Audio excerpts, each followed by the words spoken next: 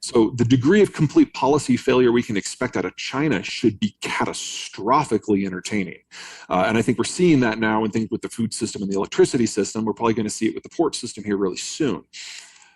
The thing is, we don't know what he's going to do because he doesn't know what he's going to do because he's not getting good information. So the people are saying that, Putin is talking to the voices in his head. There's some truth to that, but for the most part, there is a cadre. They are intelligent. It's just not a lot of people. With Xi, there's no one.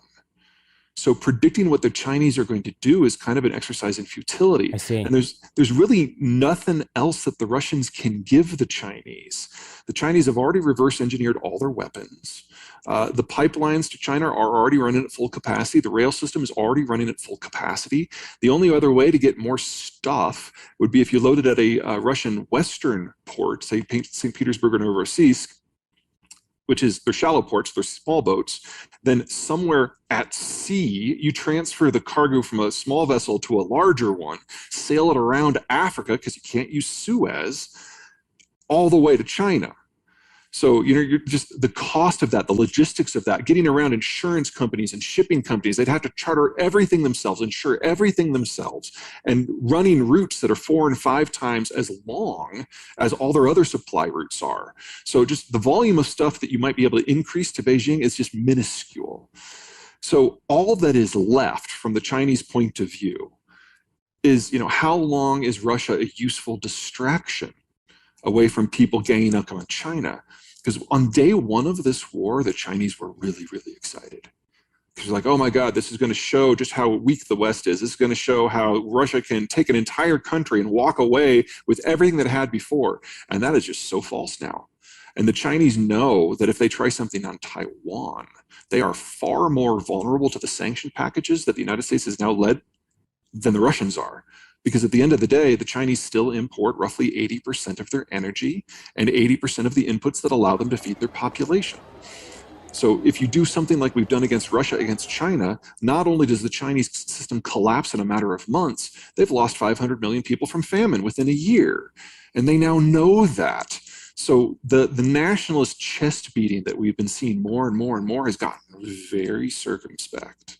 And they're just focusing on amplifying the Russian propaganda on Chinese news stations because they really don't know what else to do, because they're seeing 50 years of strategic planning the Russians have torched in a month. The biggest hit that we would feel from the American side of things would be in tech manufacturing, because that's all been outsourced to East Asia. But very, very painfully little of the value add is done in China. There's much more done in the rest of the Asian countries. So I'm not suggesting that we would walk away and not feel the difference. Like iPhone has, for example, completely doubled, tripled, and quadrupled down. Anytime there's been a problem with China, they put in more money. Stupid will cost them the company in the end, but it's really the only company that's gone that far. For everybody else, when you're talking about electronics and widgets and telephones, yeah, it's going to hurt. But that's the only sector. And there's nothing about the technology that is required to do that we can't do in the Western Hemisphere, with the exception of low-end semiconductors. And I'm kind of counting on Vietnam to fill that gap, because they're moving up the value-added scale so quickly, so much faster than the Chinese did. But aside from that, food, no. Energy, no. Tech, no. Finance, we'd probably actually get a huge surge, just like we did after the Asian financial crisis. So in most sectors, there would be disruptions, but it would be even short-term gains for the American market. But in electronics and computing manufacturing, that is where we would feel it. That's unavoidable. Actually, all manufacturing as a component of trade is less than 2% of GDP. Remember, only about 15% of US GDP total is involved in international trade. I did not know that. Okay. Yeah. Well, wow. The single biggest sector of that 15% is energy, and not necessarily imports. It's like the United States, Canada, and Mexico import and export among them. That's counted in that number. And then the next biggest part will be manufacturing, again, in and out of Mexico and Canada. So if you remove the NAFTA economies, and if you remove energy from the math, you're really talking less than 5% of GDP for everything else combined. You may remember back to the Mexican-American War, we took half their territory, and that's still smarts. Okay, I understand. So there's always been this strand in Mexican political thought, which is hard to deny, that the Americans can't necessarily be trusted. And we've not always been the best of neighbors. in the ideology as it evolved during the Cold War, that meant when the United States created the globalized order and everyone joined it in order to get economic goodies and security protection, Mexico didn't, because they still didn't trust us. So it wasn't until the tequila crisis of 1985, 1995, and the negotiation of the NAFTA Accords, which, thank God, Canada convinced us to bring the Mexicans into that. So 1995 is kind of the magic year when the Mexicans really took it seriously and started integration. And since then, they've become our largest trading partner. And I'd say, are fast on their way to becoming one of our fastest friends.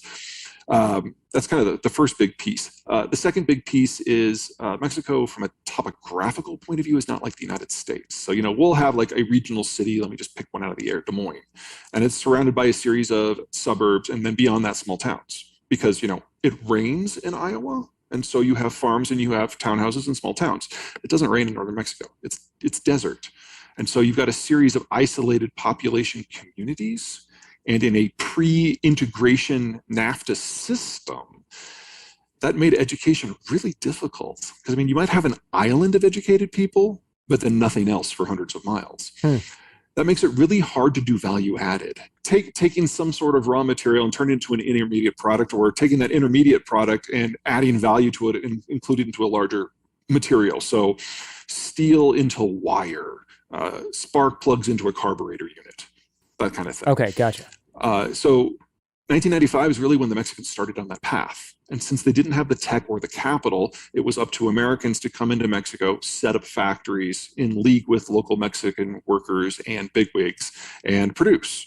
Now, the Mexicans since then have taken it and run with it. It's one of the best the best modernization stories we've got. But they still are limited by those pockets of population.